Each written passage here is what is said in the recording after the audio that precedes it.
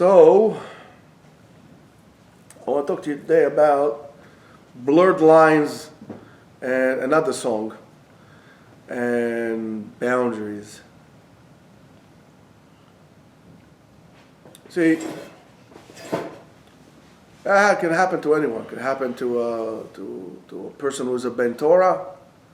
It can happen to a regular person, a secular person, Jew, not Jew, cop. And all of a sudden, there are cases when you ask yourself the question, how did this person got to this? I mean, for example, let's say you have a cop that all of a sudden turned up to be bad. I mean, he didn't go to become a policeman to become a bad policeman, to become a criminal. He went to become a policeman to catch criminals and to deal with it. All of a sudden you find yourself like this. Or you find yourself a person that he is a Ben Torah, Shomer Torah Mitzvot. You knew him for years. And all of a sudden you see him in the street, you say, yo boy, what's up, man? You don't wear a kippah anymore. Head is shaved like you're like some kind of Albanian wrestler or something like that. No, shaved head, no kippah, no. What happened, man? What happened? How do those things happen? Things happen because you let them happen. And what do I mean? The line is very defined all the time for us to know which territory to be or which territory not to be. The line is very defined. We all know it. But yet, how do we end up over there? And why is that concept that Chazal tells us that Rashaim, wicked people, afilu even on the footsteps of Gehenna, they're about to go to hell. They said to listen, make the teshuva, repent. Rashaim al pitcha shel Gehenom enam chozrim b'teshuva. They don't repent. How is this possible? How is this possible? It's possible because when you're standing in the line, and when the line is very defined for you, and you lost an idea why you're doing what you're doing. You don't refuel yourself. You don't check your moral pulse all the time. See where you're holding, what's going on. You expect people to give you, a pat on the shoulder. People don't. You want to get a good word. People don't give it to you. And before you know, all of a sudden, this line that was so defined to you becomes blurred because you start processing and obsessing on why things are like this and why I'm working so hard and nobody is giving me a reward and nobody's doing this and why I'm doing all the mitzvot and things are hard for me and blah, blah, blah, this whole entire thing. And all of a sudden that line, I guess from your crying, from your tears, from the dust, whatever it is not so blurred anymore. So you make a step over. You cross over the line. Then you go back and you cross over the line. And then you start going into that territory of, let's call it the left side of the line. Because the right side of the line is always the right side to be in, right? Don't forget that. The right is the right and the left is the wrong. So you go in there and all of a sudden the line is not defined anymore. There's no lines anymore. Even if you want to come back, you cannot come back. You lost. Because when you were there, you knew that this is the line, this is the fault, and this is what it is, and this is the world as you knew it. You jump to the other side, things are not as you think they are. When you are sitting on the good side and you're looking over there, things might look good for you. But once you cross over, it's a totally different world. It's a totally different world. It's a world that has its own rules, its own games, its own doctrines and different players. And the players are not as you thought they were when you were on the other side. What is it like? For example, let's say you watch a movie about, I don't know, some kind of drug dealing gangsters. I don't know, you watch a movie about Pablo Escobar. And it kind of looks good for you. I mean, in the movie, it looks terrific. I mean, they're portrayed in a certain way. Life seems to be good for him and so on and so forth. And you say, hey, man, I want to do that. And then you cross the line over. All of a sudden, you didn't realize that was a movie. That was a fantasy. And the world over there is very different. I mean, in the world of, criminals, there's no such thing as family. And they'll butcher your own family and do some horrible things for you. And it's completely different. But now you want to come back. Now you can't. Because that world, you left that world. It's not that the Rashayim, the wicked, on the footsteps of Gehenna, or on the opening of hell, don't want to. It's not that they don't want to. Because pay attention to what Chazal says, Rashayim afilu al pitcha shel Gehenom einam chozrim b'tshuva. You could read it as a statement. Even on the door, at the gate of hell, they einam chozrim b'tshuva. They're not coming back. It's a statement. It's not einam rotzim. They don't want to. Einam chozrim b'tshuva. I'm making a statement here. And the statement is because it is impossible for them to do that. You need to shatter everything. And that's easier said than done. And even if you do, there are going to be some demons from the past coming chasing you.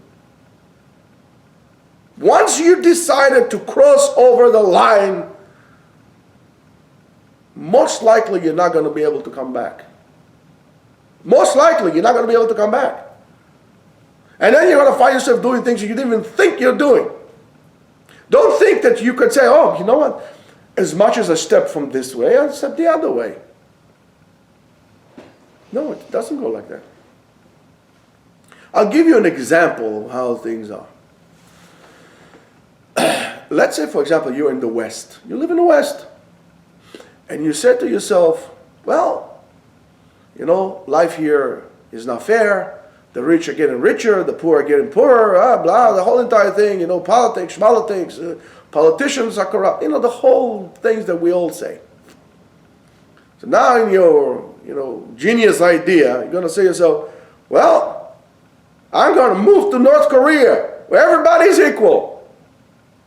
And the leaders have 99.99% approval. Well, there might be, and it's easier to run away from South Korea to North Korea than to go from North Korea to South Korea. They're going to shoot you, and they're going to make it. There's about 2 million mines that are there. You're not going to make it. And that's one of the reasons why you have so many people in North Korea that are saying, listen, Kim Jong mentally ill, we had enough of you, we're doing a coup, because they can't, they're captive. They crossed the line. That's the same thing to you. Same thing to all of us. You better redefine and check where the boundaries. I mean, you got to do patrols every morning, just like you do in the army. Get up in the morning, rise and shine early in the morning. Not like some dingbat that gets up at 9 o'clock. Get up early in the morning. Go check the line. Go to the fence. Make sure that there's no opening in the gates, that some intruder didn't come into your own territory. You do this in the morning and you do it at night. At least if you don't do a patrol all the time. If you know what I mean to hold the line in terms of military, you'll know that you're patrolling, and what they do, they have a fence, right? Then they have a territory, a piece of land that they plow every single day to see if there are footprints. And then there is the road, and then there are field mines, and then the road, and the fence might be, with monitors and so on and so forth. This is all for fence. How about your fences? Do you patrol, your fence every day? Do you make sure that no intruders come in? But because when the lines get blurry, you're lost. Because at any moment you cross the line, when you cross the line, that's it. It's a blue pill. Goodbye. It's like finished. You can't go back. It's just as soon as you go down. I mean, it might look okay from you from here, but this is all part of the fantasy. As soon as you cross over the line, it is like, how far is the rabbit hole? I mean, you're going to go sliding down, and you ain't going to stop in the rabbit hole until you're going to hit the bottom. And that's exactly what happens to all of us. So that's why I'm telling you, life is like a special ops operation all the time. Life is like a military. And you're a soldier fighting a battle. And you need to do whatever applies in the battlefield. You're going to take it and apply it to your own life. And that's why I think, it's not such a bad idea to go to the army or go to the armed forces. It's not a bad idea. I think it's a great idea. It does not turn kids into men. It makes men out of marshmallows.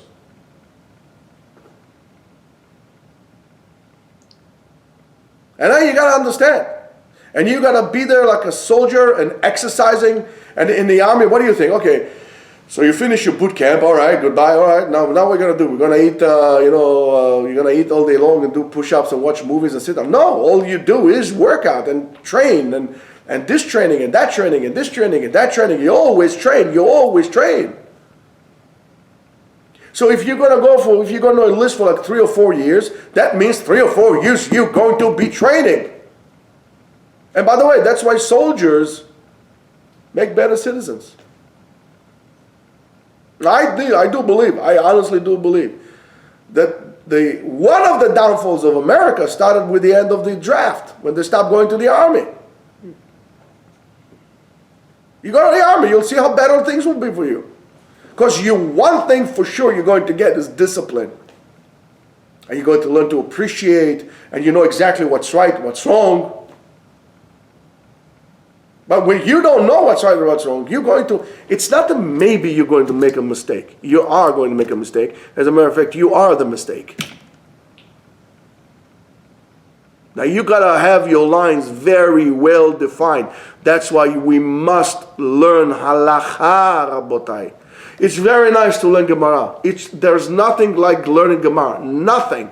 But knowing halakha, knowing exactly what are the lines, what's the lechatchila, what's b'di'evet, what should I do first, and what is if there's, what is, circumstantial decision, and so on and so forth. You need to know exactly what you're doing. That's why halacha really envelopes everything, every aspect of your life, so you'll know what to do, so you won't get lost. Because, hey, let me tell you, it's pretty dark and nasty in the rabbit hole. So, if you haven't understood what I just told you now, well, you better do. And do pretty darn quick, because time is running out. Now you're going to say, I don't know anything, but that's okay. Slowly, you're going to get near, you're going to push closer to the line and closer to the line, and then when you're going to be pushed out. You will not know anymore. Not knowing where the line is being on the other side of the line. You should know for sure. You need to know, as much as you know your situational awareness as a human being, physical, you also need to know your spiritual situational awareness. Where are you holding spiritually? You need to know exactly what's right, what's wrong. Don't let media and politics and some crazy, professors in Harvard or in Broccoli University in California, Berkeley University over there, decide to you what's right and what's wrong. We know what's right and what's wrong. We have halacha, we have the Torah, and we work with this. That's the right and wrong. That's been right and wrong for thousands of years, and it will be right and wrong for another thousands of years. That's what we know. Don't confuse halacha with some kind of crazy activist in downtown Berkeley. We don't care about Massachusetts or whatever the heck they are. We don't really care. Like all these politicians that tell you, put a mask on, and then they go to Florida, in bars and parties without a mask and stuff like this. We don't need that. We know what's halacha. Surround yourself with create a perimeter and protect your perimeter. What does it mean? It means that you should create a secure perimeter around you of halacha. That's how you operate. If not, you're failing. If not, the intruders, the forces are greater, they're sophisticated, they'll come out from the sewer. And that's when they're going to attack you. I'm going to tell you something. I forgot when it was, maybe in the early 2000s, there was a TV series with, I forgot his name, 24, what's his name? Jack Bauer?